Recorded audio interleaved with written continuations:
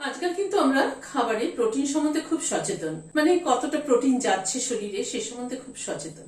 আজ একটা সেরকমই রেসিপি শেয়ার করছি, যেটা কিন্তু সকালে জল খাবারেও খেতে পারেন, আবার স্কুলে টিফিনেও দেওয়া যেতে পারে, রাত্রি ডিনারেও খেতে পারেন। High protein wrap. High protein বলতে এই কারণে বলছি, ভেতরে গোটা মুগ ডালের ফিলিং আছে, পিনাট বাটার আছে, ডিম আছে, সবকিছুই কিন্তু প্রোটিন সমৃদ্ধ। চলুন তাহলে একবার দেখে নিই কিভাবে বানালাম। প্যানে হোয়াইট অয়েল দিলাম, দুটো পেঁয়াজকে চপারে কুচিয়ে নিচ্ছি, খুব মিহি করে কুচিয়ে নিয়েছি। পেঁয়াজটাকে প্রথমে ভেজে নিচ্ছি। মিনিট দুয়েক সময় ধরে একটুখানি নাড়াচাড়া করে নিলাম। 6-7 কোয়া রসুন আর দুটো কাঁচা লঙ্কা চপারে কুচিয়ে নিয়েছি। 1 ইঞ্চি মতো আদা টুকরোকেও কুচিয়ে নিয়েছি। আবারও প্রায় মিনিট দুয়েক সময় ধরে ভেজে নিলাম।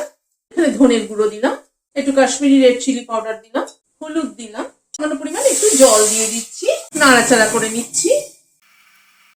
একটা ডিম এর মধ্যে দিয়ে দিচ্ছি, ডিমটাকে এর মধ্যে দিয়ে একটু নাড়াচাড়া করে ভেজে নিচ্ছি। অল্প একটু নুন দিয়ে দিলাম, ডিমটাকে দিয়ে একটু ভালো করে কষিয়ে নিলাম।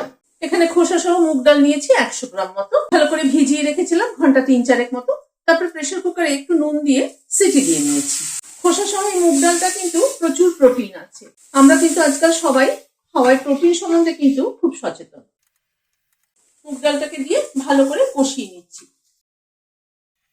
প্রায় মিনিট 3-4 সময় ধরে কষিয়ে নিলাম। খানিকটা টমেটো কেচাপ দিয়ে দিচ্ছি, 2 চামচ মতো টমেটো কেচাপ। টমেটো কেচাপটাকে মিশিয়ে দিচ্ছি। টমেটো কেচাপটা দেওয়াতে কিন্তু টেস্টের অনেক পরিবর্তন হয়ে যায়।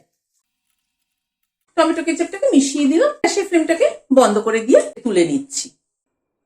2 চামচ জল ঝরানো টক দই নিয়েছি। এখানে 1 চামচ পিনাট বাটার দিলাম, 1 পিঞ্চ একটু নুন দিলাম, 1/4 চামচেরও কম গোলমরিচের গুঁড়ো দিলাম, সামান্য একটু মধু দিলাম। ভালো করে ফেটিয়ে নিচ্ছি। বেশ সুন্দর কিন্তু আমরা এই স্টাফিং টেক্সচার হয়ে ছড়িয়ে দিচ্ছি। একটা রুটি নিয়েছি, নর্মাল যেরকম আমরা ঘরে রুটি করে থাকি সেরকমই রুটি। স্টাফিংটাকে লাগিয়ে নিলাম। তারপরে স্প্রেডটা যেটা তৈরি করেছি সেটাকে লাগিয়ে দিচ্ছি। তার উপর দিয়ে একটু পেঁয়াজ কুচি দিয়ে দিচ্ছি, দিয়ে এবার এটাকে রোল করে দিচ্ছি। এবার এটাকে মাঝখান থেকে কেটে নিচ্ছি। মাঝখান থেকে কেটে নিলাম।